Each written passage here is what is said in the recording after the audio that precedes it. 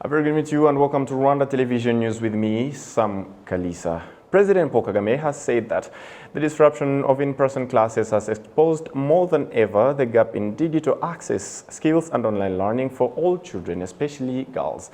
The head of state made the remarks this Thursday at the Building the Bandwidth meeting hosted by the United Nations Education, Scientific and Cultural Organization, UNESCO. Here is President Paul Kagame's full remarks. Ms. Audrey Azoulay, Director General of UNESCO, Mr. Sunny Vaki, founder of the Vaki Foundation, Ms. Hee-Kyung Jo-min, Executive Vice President of CJ Corporation, distinguished ladies and gentlemen. Warm greetings to all. The COVID-19 pandemic has significantly affected all aspects of national life, and education has not been spared. The disruption of in-person classes has exposed more than ever the gap in digital access, skills, and online learning for all children, especially girls. We have the opportunity to re-engage in the cause of girls' education so that they are not left even further behind. In Rwanda, we continue to make significant investments in digital infrastructure and training for our young people. For example, the Rwanda Coding Academy admits 50% girls and aims to resolve the shortage in engineers through a focused engineering program at high school level.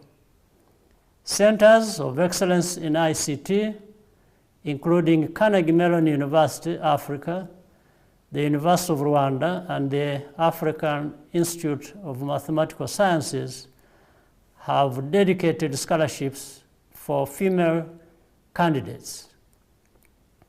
We must ensure that the ongoing global health crisis does not erode these initiatives and other similar efforts around the world aimed at bridging the digital gender divide. Narrowing this gap also requires that we sustain efforts for inclusive economic growth, guarantee security and community safety, and continue to promote gender equality more generally. Through partnership with UNESCO and other regional and global initiatives, Rwanda will continue to advocate and act to ensure girls have access to the digital resources and skills they need. Once again, I thank you.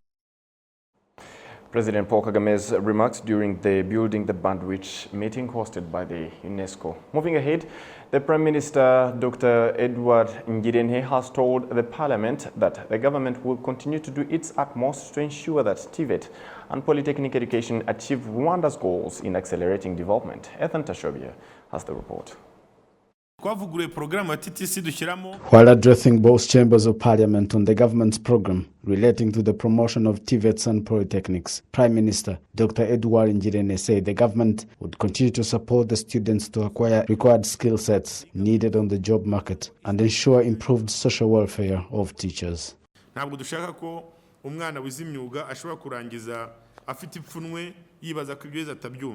don't want a TVET graduate to end up thinking that they did not acquire enough skills in school. As for the equipment, the government will put in the budget to pay for it. There will be no more fees charged by vocational schools for the students to acquire certain tools. Another common issue is that vocational teachers will be periodically promoted like everyone else. The other issue is of arrears. We have already paid for it. The rest have been included in the new national budget.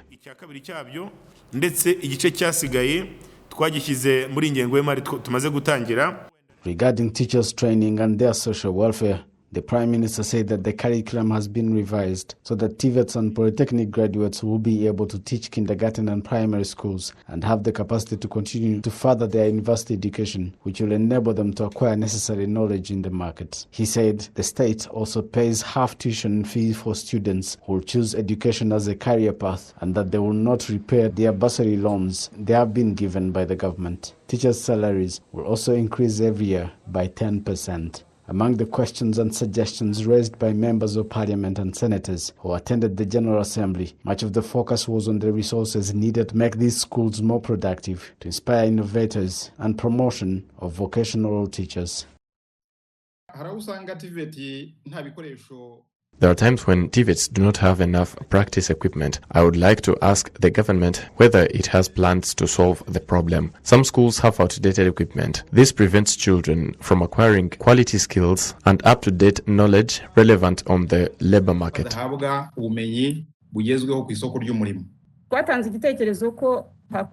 The state should support private TVETs in terms of equipment. Because if the government sends students to private TVETs, it should also send equipment, because otherwise, the students who are sent there will not acquire required skill set compared to those in public schools. For young innovators, I would like to propose a way for these children to be rewarded in order to motivate innovation and sponsor them to further their education, to improve their knowledge that will enable them to contribute to the development of the country. The Prime Minister, Dr. Edward Ngirente, addressed the issues raised by legislators. As for workshops that include outdated equipment, our job is to keep adding new tools as days go by. But I assure you that we are looking at allocating more resources. As the government, we are using an innovation fund where we help children who invent new solutions to take them to the market and promote them. IPRC is like a university. What we are doing is balancing their grades. The assistant lecturer in UR is at the same level with a peer in IPRC. As they get promoted, they will be having matching grades, which makes their benefits and salaries the same.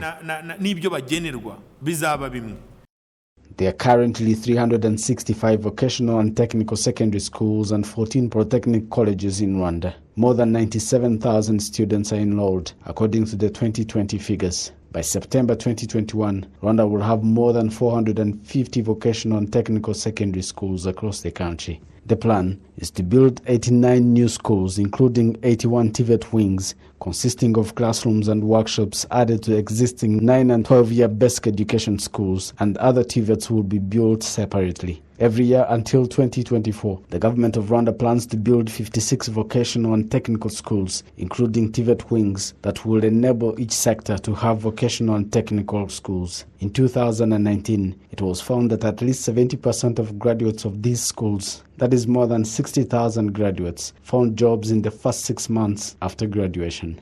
Reporting for RwandaTV News, Ethan Tashobia.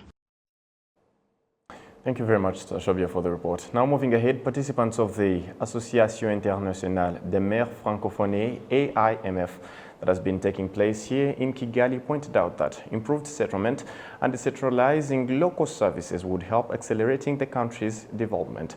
They said this after they visited Kinigi Modo village in Musanze district. It has been more than 2 weeks since 144 families were settled in a Modo village of Kamanga located in Kinigi in Musanze district. Residents say their lives have taken a new dimension of what seemed like a dream to them. Compared to where I lived before, I lived in a bad place. Everything I needed is here. I had a poorly built kitchen, but now everything is in the building. We lived in wooden houses, but these ones are built with bricks, which I only used to see in Kigali. The well-being of citizens and decentralized basic infrastructure was welcomed by the participants of the AIMF meeting who visited the village. Avec la construction des bâtiments sociaux, le vivre ensemble est déjà réalisé parce que l'État a collecté les gens. Having such buildings indicate good relations because the government settled residents in one area with all basic needs. The government really did great. The President of the Republic should be thanked for this. We should imitate this in our countries to help Africa develop. Dans d'autres pays pour le développement de notre Afrique. Donc le système et la stratégie de pouvoir encadrer les communautés. This system of settling families really surprised us, especially that the whole neighborhood was relocated to this building and people were able to remain with their plots. Les parcelles restent toujours pour eux. Musanze District Mayor Janine Niumuremyi says the benefits of improving housing will reach every resident in the district. Murabizi ko cyane cyane nk'akarere kacu na akarere kera dufite. You know, our district is very fertile and productive, but for us to have the productivity, we must have enough land for agriculture. With increasing population, the land for agriculture was becoming insufficient. When citizens are settled together, we get more land for improved agriculture, which of course helps us to increase the productivity. The other thing is that our district is a tourism hub, so we must organize the settlement patterns so that even investment can be easier. Participants of the AIMF meeting also praised the way technology is being used to speed up and improve service delivery in the country. Agencies involved in UN peacekeeping operations, including the police and the military, today held a virtual meeting in preparations for the ministers' meeting due December in Seoul, South Korea. Rwanda's Defense Minister, Major General Murasira Albert, said Rwanda's cooperation with the United States in the field of peacekeeping has been expanding since 2014. He pointed out that this helped Rwandan peacekeeping forces to have a more balanced attitude and behavior, which helped them to perform excellently. The Minister of Defense also explained that peacekeepers are reminded that it is a responsibility given by the Rwandan Constitution to ensure that what happened in Rwanda never happens anywhere in the world, and that every country has a responsibility to protect as part of the Protection of Civilians Act signed in Kigali, Rwanda. Defense Minister Albert Murasira also pointed out that countries that provide the police and the military support to the peacekeeping activities should work together from the time of preparing for the peacekeeping missions to the time of implementation. U.S. Ambassador to Rwanda Peter Vrooman pointed out that although Rwanda was ignored by the entire world during the 1994 genocide against the Tutsi, the country managed to learn from it and now provides peacekeeping support to other countries around the world. This also was also confirmed by the United States representative to the United Nations, Linda Thomas-Greenfield, who reiterated Rwanda's role in helping chaotic countries regain peace. She stressed that the UN peacekeeping mission is all about protecting the daily lives of civilians at risk due to conflicts. Linda Thomas also pointed out that the armed forces should be held accountable for the protection of civilians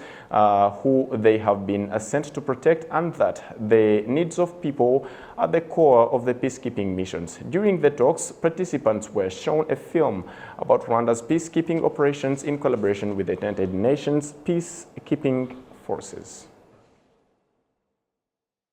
And moving ahead, the fact that most parts of Gasabo and Kicukiro districts have the most COVID-19 infection rates, which is between 5 to 10%, some of the population finds that it is due to non-compliance with the established health guidelines for the prevention of the pandemic. Innocent Mugabo with the report.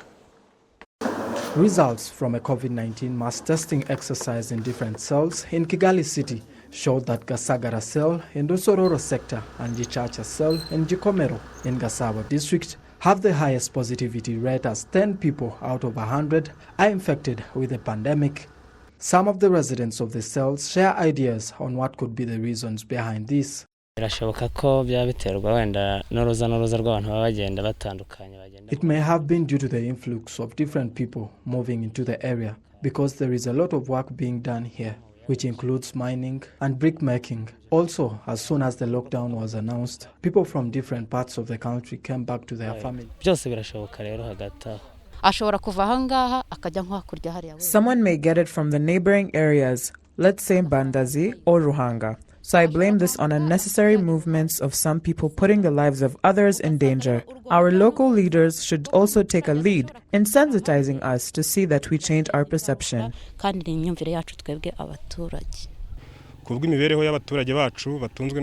the livelihood of our people who are dependent on farming and making money, we came to discover that there are people who cross to other sectors like Rusororo, where they go to make money in the brick mines. We came to know that later, so we conducted a COVID-19 mass testing, of which we had not got a chance to do before. The mass testing took place last week, of which on Saturday and Sunday, those tested accounted for more than 15% of the population of each cell in the city of Kigali. Overall in Kigali city, the infection rate is at 3.7%.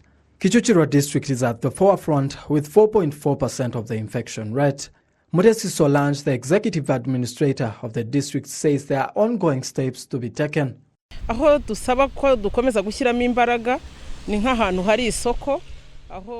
We have taken up measures like when it comes to markets.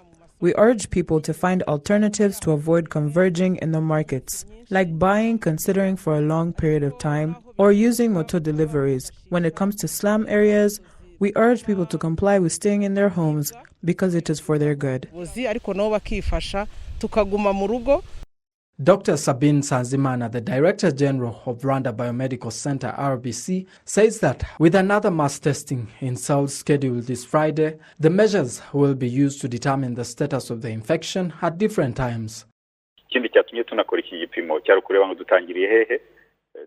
The reason for the mass testing is for us to be able to know the status of the pandemic before and after this lockdown. So these numbers will help us know the impact of the lockdown to the rate of infection of the pandemic. In these two cells in red, 10 people out of 100 are infected. Kichuchiro district is at the top with 4.4% infection. That is to say about 5 out of 100 people are infected with COVID-19. Gasabo district comes second with an infection rate of 3.8%. Whereas Nyarujenje district is the third with 2.5%. That is to say 3 out of 100 people here are infected with the pandemic. The vast parts of Gasabo and Kichuchiro districts are infected with between 5% and 10%. Innocent Mugabo, RTV News. Thank you, Innocent, for the report. Moving ahead, people who depended on daily income for survival have thanked the government of Rwanda for providing them with food during the lockdown. All families provided with food say they have benefited greatly from it. Jedumali reports. Towards midday, who received food relief from the government cooks her rice and beans. Like many others, were provided with food after the government imposed a 10-day lockdown on Kigali City and 8 other districts due to the increase in COVID-19 cases. Everyone preparing the food given to them is extremely grateful to the government and say that this will help them follow the guidelines set to fight against the spread of COVID-19. I cooked the rice and beans I was given, and it's really good. It has helped me a lot. I won't need to leave the house to look for food. I would also like to thank the President of the Republic. This will help us continue the fight against COVID-19, helping us stay home so we can follow the guidelines of lockdown as well. In the city of Kigali, 211,000 families have been accounted for in the program, which was donated by local authorities and the help of volunteers in the community. The second food distribution phase started on Thursday. They are thankful for the government for always helping them out in such difficult times. I work as a housekeeper and I'm paid daily. However, due to the lockdown, I am not able to work. They provided us with food during the last lockdown and it helped us for a long time. Being provided with food helped me feed the children. I am so thankful that they have returned to help us once again. God bless you. Local authorities point out that they have done everything possible to provide each person with basic supplies, including food relief, making sure that no one misses out. This has also helped them reiterate the guidelines set to fight against COVID-19. As of today, 181 households in our village have been provided with food, and 38 are left. This helps us a lot, because someone who does casual daily work is able to stay at home. follow the guidelines, and feed their children. Various agencies are monitoring the implementation of the food delivery initiative to assure its success. The district executive administrator of Nyarugenge says all those with limited resources have been helped. We prepared for the fact that there were some who were not on the list. Stock was being prepared, which would help us support the citizen who needed it. They were helped immediately. The initiative is going well.